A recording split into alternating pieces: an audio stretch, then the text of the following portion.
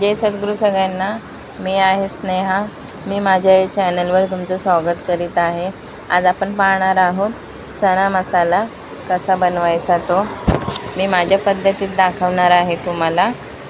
चला मग पाहूया आपण चणा मसाला कसा बनवायचा तो.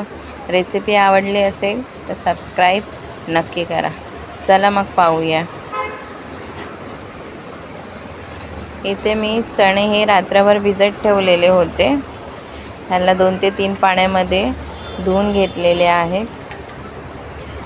हे 100 ते 150 ग्राम इतके असतील. ह्याला आपण आता कुकरला लावूया.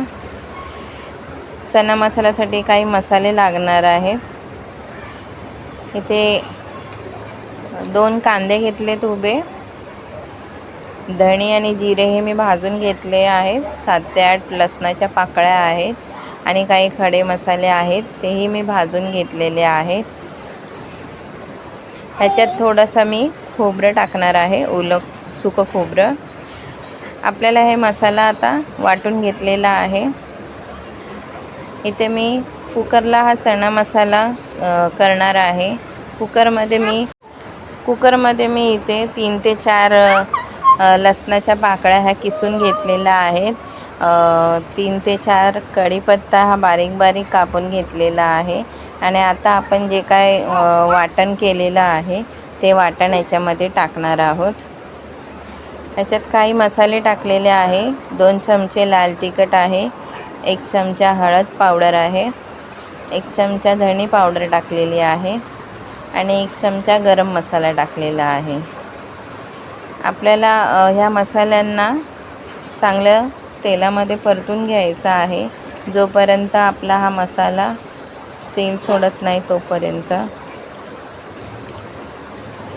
चांगला आपल्याला तेलामध्ये परतवल्याने आपला मसाला कालवणही चांगलं लागतं आणि भाजीही चांगली अशी बनते. आपला मसाला हा नेहमी आपण तेलामध्ये व्यवस्थित 5 ते 7 मिनटं भाजून घेतला पाहिजे. ह्याच्यामध्ये आता आपण किचन किंग मसाला टाकलेला आहे. तुमच्याकडे जर किचन किंग मसाला नसेल तर तुम्ही इथे छोल्यांचा मसाला टाकू शकता, नाहीतर चण्याचा मसालाही मिळतो मार्केटमध्ये, तोही तुम्ही इथे टाकू शकता. 1 चमचा मी इथे कांदा लसूण मसाला टाकलेला आहे. आता ह्या मसाल्यांना चांगला आपण भाजून घेणार आहोत तेलामध्ये. आपला मसाला हा नेहमी आपण चांगलाच परतवला पाहिजे. त्याच्याने आपल्याला कालवण आणि आपली भाजी ही चांगली स्वादिष्ट बनते. इथे मी वरून थोडंसं तेल टाकलेलं आपला मसाला चांगला भाजण्यासाठी. 1 टॉमॅटो बारीक चिरून घेतलेला आहे, तो मी आता याच्यामध्ये टाकणार आहे, कारण मगाशी टाकला असता त्याचा गाळ झाला असता. आपल्या कालवणामध्ये टॉमॅटो हे असे उठून दिसायला हवेत म्हणून मी वरून टाकलेला होता टॉमॅटो. इथे मी थोडीशी कोथिंबीर टाकलेली आहे फ्लेवरसाठी. नंतर आपण कालवण झाल्यावर टाकणारच आहोत. चांगला हा मसाला आपला आता भाजून निघालेला आहे. मसाल्याने तेलसुद्धा सोडलेलं आहे. आता आपण आपले इथे मी आंबटपणा येण्यासाठी 1 छोटी वाटी इतकी दही टाकलेली आहे. जर दही तुम्हाला टाकायचे नसेल तर तुम्ही अर्धा लिंबू पिळून टाकू शकता, पण मी इथे दही टाकलेली आहे.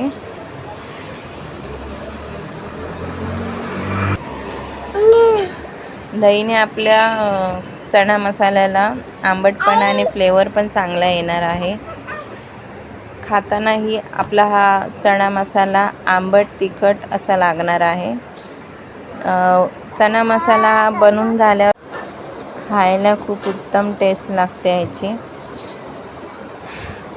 आता आपण याच्यामध्ये आपले जे काय चणे आहेत ते चणे टाकलेले आहेत. ह्या चण्यांना आता आपण पाणी 1 ते 1.5 ग्लास इतकं पाणी टाकून 4 ते 5 शिट्या आपल्याला वाजून घ्यायच्या आहेत. कारण काहींचे कडधान्य असे असतात जे पटकन शिजत नाहीत रात्रभर भिजूनही. काहींचे कडधान्य पटकन 3 ते 4 शिट्यांमध्ये 3 ते 4 शिट्ट्यांमध्ये शिजतात.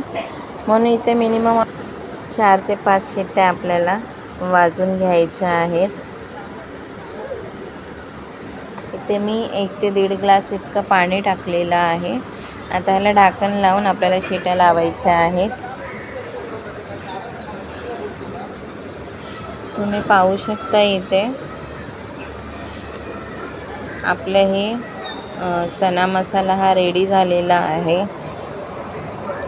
थोडंसं आपल्याला परत गॅस चालू करायचे आहे आणि ह्याच्यावरून थोडीशी कोथिंबीर सोडून थोडंसं 2 ते 3 मिनटासाठी गॅस चालू करून कोथिंबीर सोडून मग नंतर आपण सर्व करायला घेऊया.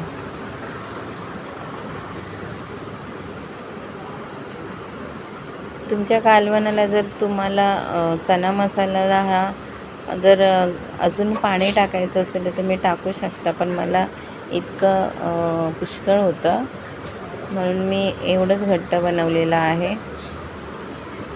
आपण आता याला सर्व करून घेऊया. इथे आपला चना मसाला हा रेडी झालेला आहे. बनवून हा खूप छान असा उत्तम पदार्थ असा बनलेला होता. खातानाही खूप चव चांगली लागत होती चना मसाल्याची. एकदा तुम्ही घरी करून बघा आणि कमेंटमध्ये मला सांगा कसा बनलेला तो. हा मी माझ्या पद्धतीमध्ये दाखवला आहे. माझ्या आईच्या म्हणजे माझ्या माहेरी या पद्धतीमध्ये असा चना मसाला हा बनवला जातो. तीच पद्धत मी तुमच्याकडे ही शेअर केलेली आहे. जर रेसिपी आवडली असेल तर सबस्क्राईब नक्की करा आणि कमेंटमध्ये मला सांगायला विसरू नका का ही माझी रेसिपी झालेली कशी ती. सद्गुरू कृपा आहे. सगळ्यांनी उत्तम राहा, उत्तम खा. भेटूया आपण आता पुढच्या रेसिपीला. तोपर्यंत सगळ्यांना जय सद्गुरू.